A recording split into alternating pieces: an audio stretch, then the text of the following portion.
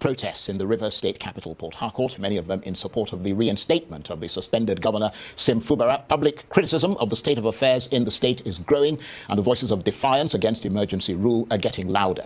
But while many people are standing with Governor Fubara, whose constitutional rights they believe have been infringed upon, the governor himself is reported to be engaging in frantic behind-the-scenes diplomacy to regain his leadership. Mr. Fubara is reported to have met President Tinubu in London in what some analysts suggest was an act of pure grovelling subservience fueled by a desperation to return to office. Meanwhile, back in his home state of Rivers, the sole administrator is waxing ever stronger as he wields his new strength like a sledgehammer over the people of the state. So what now and what next? Well, for his take on this, I'm suitably delighted to say that I'm joined now in the studio by the president and founder of ANAP Foundation, Atedo Peterside CON, who is also founder of Stanbic IBTC Bank and who is from Rivers State. Thank you very much indeed for coming in.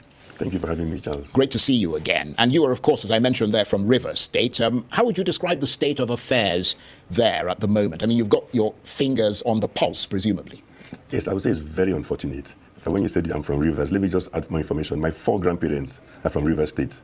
So they don't come any more Rivers than me, even though I happen to live in Lagos. You see, in every situation, I always believe in giving people time to tell us who they are, what they're about. In effect, watch before you rush to judgment. When this sole administrator was appointed, please check everywhere and anywhere. I never made any comment about him, his competence, his integrity, or anything. So what has changed? What has changed is that I think the sole administrator, either he misread his brief or he has no understanding of what his role is. And instead of coming to an inflamed situation with a view to helping to achieve stability and healing, he might be inadvertently adding fuel to the fire. I'll give you the basis. He's made some appointments. First of all, he emerged himself in an irregular manner. I would say the executive were misguided. So he's a product of the executive being misguided legally, and then the legislator introducing rascality to use a voice vote to confirm his appointment, which we all know a voice vote does not make any sense. It can never prove 2/3, because even in the House of Rep, we don't even know how many people were in the room. I saw the TV pictures, they didn't even have a quorum. A member who pointed that out was shouted down. So here is a man who came in, knows he's on shifty ground. And what has he done? You know, they say, make some appointments and I'll tell you who you are. Now, he's made some appointments.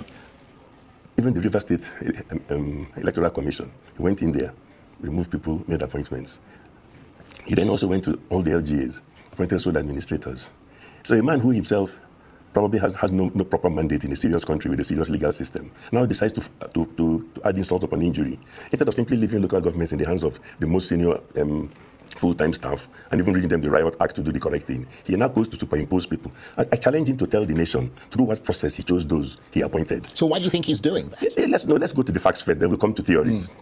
Through what process did he make the appointments? Did he advertise the positions? Did he call for nominations? Did he search River State for the most competent, skilled persons of high integrity? Yeah, like I've already said, we know ourselves in River State. You make many appointments from the people you've chosen. I can tell you who you are. With due respect, some of the people he appointed, in my personal opinion, they are riffraffs. So a man leaves Cross River State, comes to River State in an inflamed situation. I challenge him to tell the nation what process he used in making the appointments. Did he choose people that he knew personally when he was in the Navy? Who did he ask for nominations? Where did he produce some of these riffraffs from? We can go into the details later. Then he also goes to the Local Government Commission, the River State Electoral Commission. This is why I say it's adding fuel to fire. You go to an electoral commission and you bring in people that you chose through a method that you can't explain. Please, I challenge him to explain how he chose those persons. So do you want us to accept elections conducted by some of those people that he chose, where we don't even know how they emerged? Listen, let's be fair. If I give you, Charles, an appointment to go to another state, a position of trust, I know you would wield it with some responsibility. You wouldn't just go in there and in a haphazard manner start making appointments that will inflame the situation. And I think that is disrespectful to the people of River State. He should be called to order immediately. There should be no mistake whatsoever that we will sit down forever and accept persons whom he appointed to lord over our states and our resources. What gives him the right? How did he choose those persons? Some of whom I've described as riffraffs, in my opinion. Well, you're raising some very important questions, which I suspect a lot of people will concur with. But at the same time, we also have to raise those theories that you were talking about. What do you think is his motivation? You see, yes.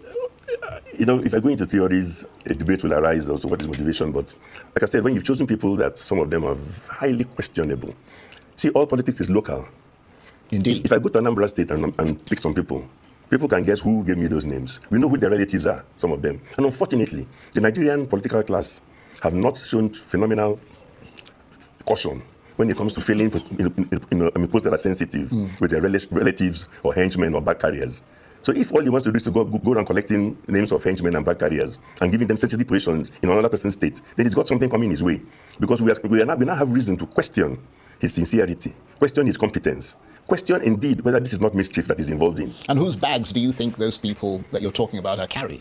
Well, all I can tell you is that, first of all, there's this pretense that nobody knows who are the two major combatants. So when you make appointments on one side is celebrating, we know who the appointments favored. And I think there, let me bring it nearer home to the president. We are tired of the president making speeches. I think his speech writers on Rivers State have been unfair to him, making speeches and calling one side to order. Have you ever heard of a dispute involving only one side? If he has inhibitions about his own antecedents in terms of state capture in the past from Lagos State and so on, he should put them aside. He's not the president of the federation.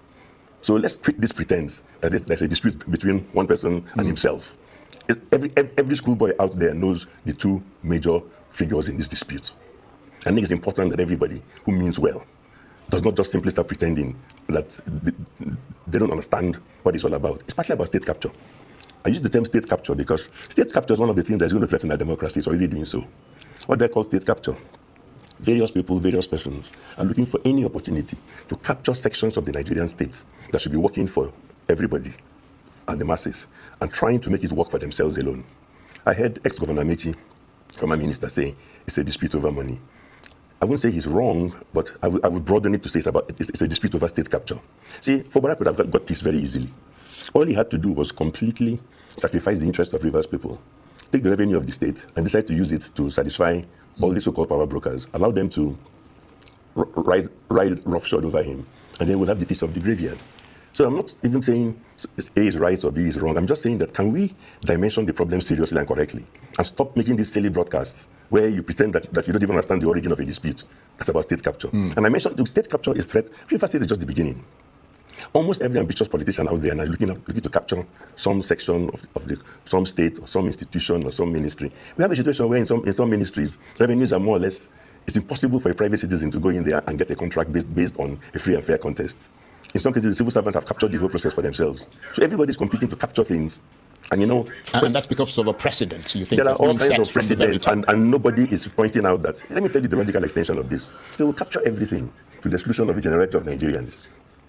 And they expect the rest of the country to be watching and clapping for them. It's not going to happen. It will not end well. I don't know how it's going to end. But it was JFK that said, those who make a peaceful revolution impossible, make a violent one inevitable.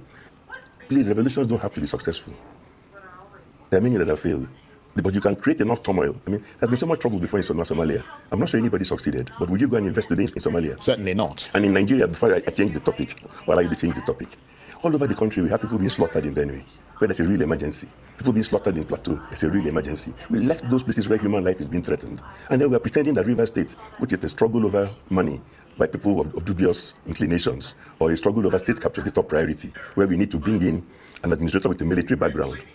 And my last comment on that, what is the logic of bringing somebody with a military background? Are you telling young soldiers today, the young military today, that when when politicians get it wrong, the solution is military? What are we copying? When Obasanjo was president and he made this same mistake of bringing in appointed administrators, I can even excuse him perhaps being a soldier himself. He was going back to the constituency where he knew perfect gentlemen and handpicking them to come and help him solve the problem. In this case, what signal are you sending to young persons in the military? Should they be aspiring that one day they'll be appointed administrators and they'll go somewhere and be appointing strange bedfellows that they barely know or through no process? Well, you mentioned signal there. I wonder if you've heard that Governor Fubara has met President Tinubu in London, a move some have described as pure grovelling subservience on the part of the governor whose rights have been infringed upon and the democracy he was elected to protect in his state trampled upon. Do you see that as another example of democracy under threat, with the governor, rather than fighting for his legal rights, going to possibly grovel to the president? I say possibly because I don't know what they discussed, but would you encourage him to do that as part of the process of consultations that are necessary to secure peace in Rivers? If what you're asking me is that should the governor consult all relevant persons, my answer is an emphatic yes, and that must include the president. For the study, should ask the president, and I hope he did.